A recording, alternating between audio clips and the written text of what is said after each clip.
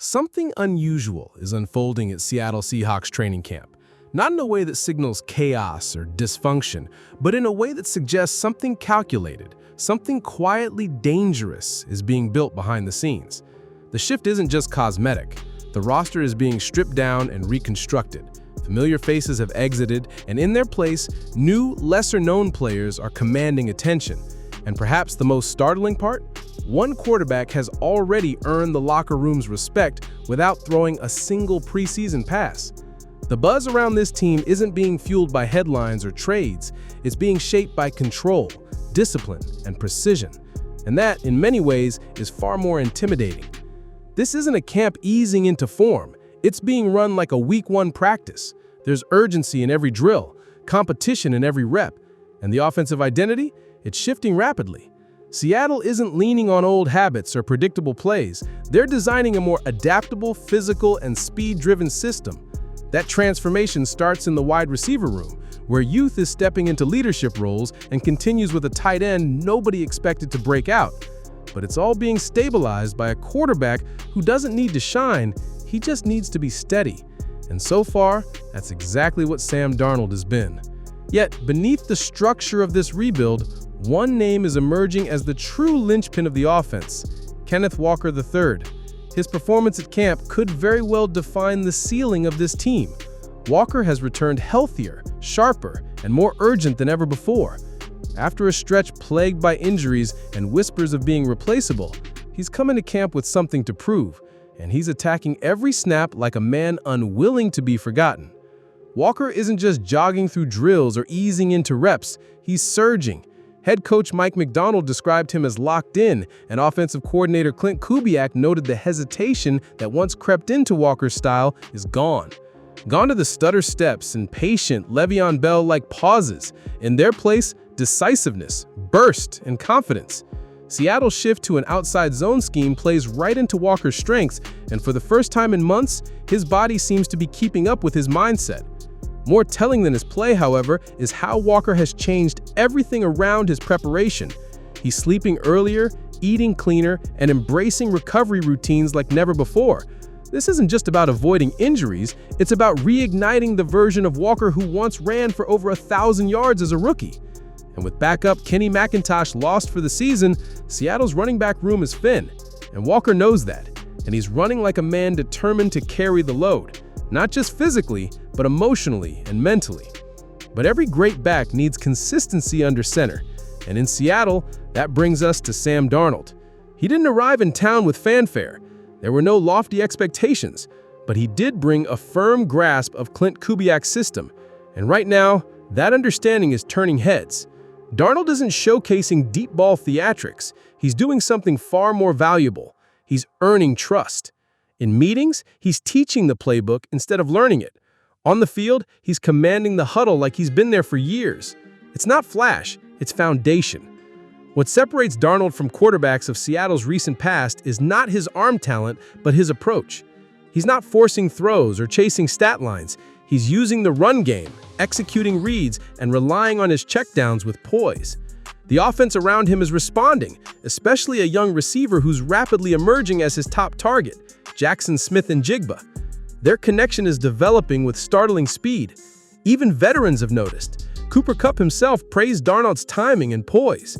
What's forming between Darnold and JSN isn't just chemistry, it's structure, it's clarity. Seattle hasn't had this kind of cohesion at quarterback since Russell Wilson's prime. And while Smith-Njigba is embracing the WR1 role in the absence of DK Metcalf and Tyler Lockett, it's what he's doing within that role that's most impressive. Coaches are expanding SJN's responsibilities, lining him up outside, shifting him in motion, increasing his snap diversity, and he's handling it with the confidence of a veteran. Julian Love, a Pro Bowl safety, called him one of the best receivers in the league and warned fans not to limit him as just a slot guy. That's coming from someone who sees him up close every day in practice. But behind every offensive explosion, there's always a name that surprises everyone. And in Seattle, that surprise has a name: Elijah Arroyo. Elijah Arroyo may have arrived in Seattle without much fanfare, but that changed within days of training camp. The rookie tight end out of Miami wasn't given a featured role, he earned it. And now, he's not just participating in camp, he's dominating it. Coaches are experimenting him in different formations, quarterbacks are already looking his way instinctively, and defenders are learning just how difficult it is to cover him once he breaks off a route. In a room once expected to lean on veteran placeholders, Arroyo is rewriting the tight end depth chart.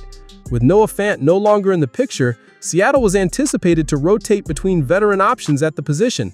But that plan didn't account for Arroyo's rapid ascent. He's not just showing potential, he's showing command. His understanding of the playbook, his route sharpness, and his ability to stretch the field vertically have made him the most dynamic tight end in the room. And perhaps even more telling, while Arroyo's name keeps surfacing in interviews and pressers, A.J. Barner's doesn't. Quietly but clearly, Barner is slipping down the depth chart. If the season started today, there would be no debate. Arroyo would be TE1. And he's not making this leap alone. Jackson Smith-Njigba's emergence is giving Arroyo room to operate underneath and in seams. Jackson came into camp with a chip on his shoulder, and he hasn't wasted a second proving why he deserves the WR1 title. With Metcalf and Lockett now part of the franchise's past, Smith-Njigba hasn't asked for the spotlight, he's taken it. He's not just running the routes he ran in college, he's evolving. Seattle's coaching staff is expanding his role across the formation, slot, wide, pre-snap motion, and the 2023 first-round pick is responding with confidence and consistency. Julian Love's praise of JSN as one of the best receivers in the league wasn't a throwaway compliment. That's a defender who sees the entire picture, who knows what real route-running talent looks like. Smith-Njigba's footwork, spatial awareness, and body control are elite. But what's truly changing his ceiling is the trust being built between him and Sam Darnold. Their sideline communication, their in-game timing, and their instinctual connection are growing stronger by the day. It's clear, this offense is being built around JSN. But no offense can function without a sturdy foundation. And that brings us to one of the most underrated developments at Seahawks camp, the emergence of rookie guard Tate Ratledge. Drafted in the first round with high expectations, Ratledge isn't shying away from the challenge. He's leaning into it. Every snap, every rep, every one-on-one battle in the trenches, he's treating it like a playoff game. Veterans like Jarran Reed and Leonard Williams aren't easing him in, and yet Ratledge is holding his own. He's taking hits, and more importantly, giving them right back.